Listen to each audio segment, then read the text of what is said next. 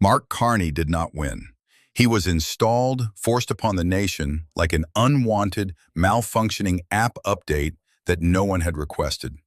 This wasn't the voice of the people. This wasn't a mandate. It was a hostile takeover, an orchestrated corporate acquisition of Canada's democratic heartbeat. In Carney, we see the epitome of the disconnected elite, a technocrat, a former banker, and a darling of the global Davos crowd.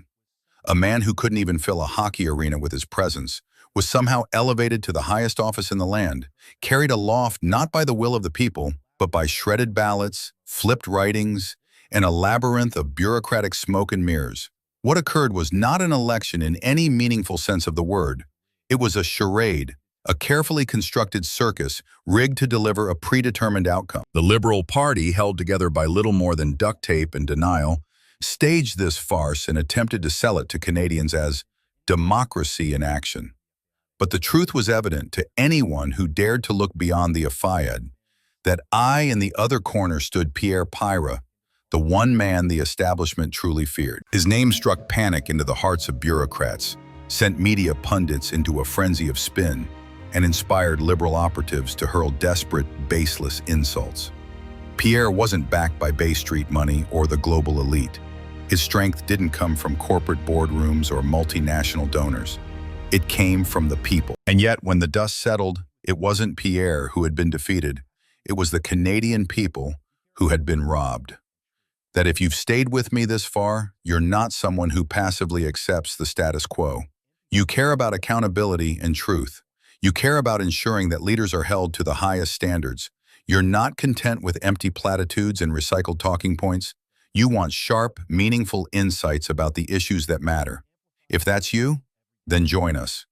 Be part of a movement that demands accountability, sparks real conversations, and amplifies the voice of everyday Canadians. Don't just watch, stand up and make a difference.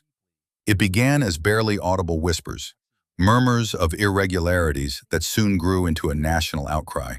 Something was deeply, disturbingly wrong. Ballot boxes vanished into a thin air. Writings that were strongholds for Pierre Pivre mysteriously flipped at the very last moment, with margins so thin they could barely hold the weight of a politician's promise. Mail-in ballots were misplaced. Recounts were delayed or outright blocked. Legal observers, people tasked with ensuring the integrity of the process, were denied access. And what was the official response from Elections Canada? A series of dismissive shrugs and press releases that said absolutely nothing. This wasn't incompetence. It wasn't mere oversight. It was sabotage, deliberate and carefully disguised as logistical errors. How else do you explain the sudden appearance of ballots and writings that favor Mark Carney?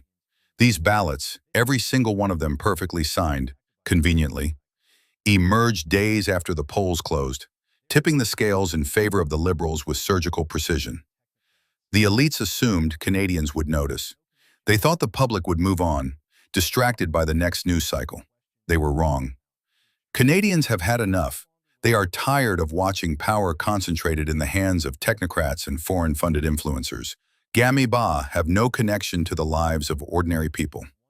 They are done being told that asking questions is tantamount to extremism, and they're no longer willing to accept the narrative that Pierre's loss was legitimate. This wasn't just a political defeat, it was theft in broad daylight. And now a nation once lulled into complacency is wide awake. Let's take a moment to examine the man who now sits in the Prime Minister's chair. Mark Carney is not a leader. He is a placeholder, a figurehead, propped up by Liberal donors desperate to salvage a sinking ship. He has all the charisma of a tax form, all the appeal of a spreadsheet in a suit.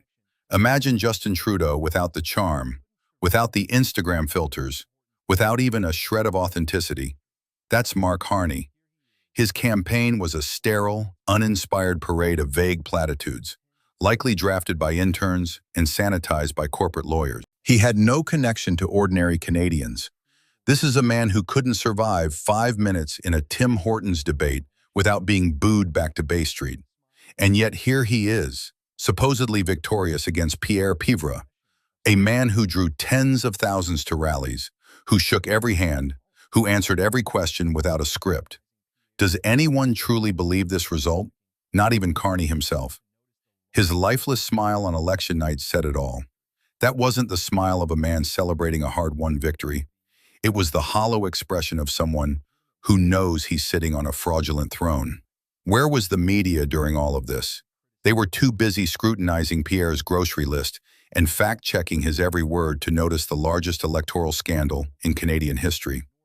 The establishment press, CBC, CTV, and their ilk, declared Mark Carney the legitimate winner before a single riding had even been certified. They ran interference, deflected criticism, and smeared anyone who dared to ask questions. They labeled concerned citizens as conspiracy theorists and told Canadians to ignore what was right in front of their eyes. Now, as recounts expose glaring irregularities, these same outlets are suddenly interested in investigating. But it's too late. Their credibility is gone, burned to ashes by their unwavering loyalty to the liberal regime. They didn't just fail to report on democracy, they actively participated in its burial. While Mark Carney hid behind lawyers and limousines, Pierre Pilra was out in the rain, the snow, and the forgotten corners of Canada. He showed up where no liberal would dare to go. He listened to the people the establishment ignored. He didn't just run a campaign, he ignited a movement. Pierre became the voice of a generation that was tired of being silenced.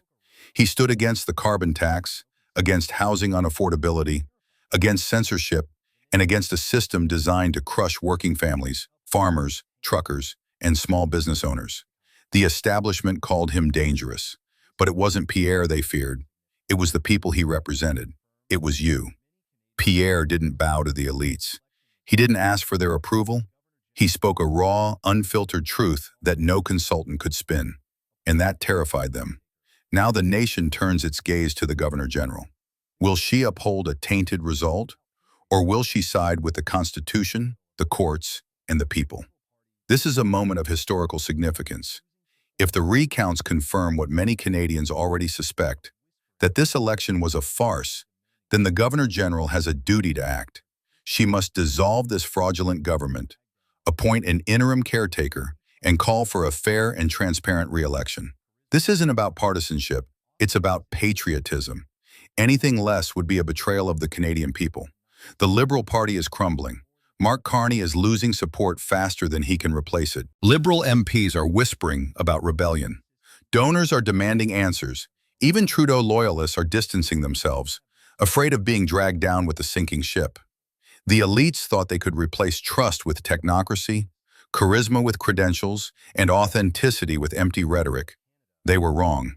The people are rising and they will not be silenced. This is more than a political shakeup. It's a transformation of what leadership and democracy mean in Canada. The old system is cracking under the weight of its own arrogance.